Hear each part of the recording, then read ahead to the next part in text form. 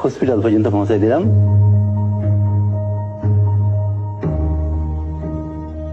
আমি ভয় পাচ্ছিলাম যে কেউ আমাকে চিনে ফেলে কিনা, বিশেষ করে তৎকালীন সরকার পক্ষে কেউ আমাকে চিনে ফেলে কিনা। এই ভয়ে আমি গামছা দিয়ে মুখ ঢেকে বসেছিলাম।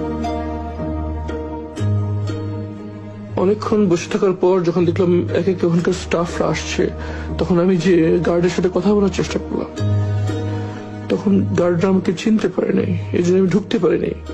তখন আমি আবার যে বসে থাকলাম মেন গেট খোলার অপেক্ষায়, অথবা কেউ পরিচিত আসবে এই অপেক্ষায় প্রায় 1 ঘন্টা বসে থাকলাম।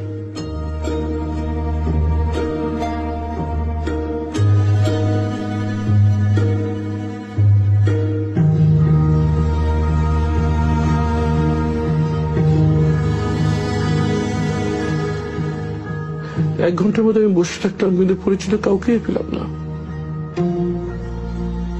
এরপর যখন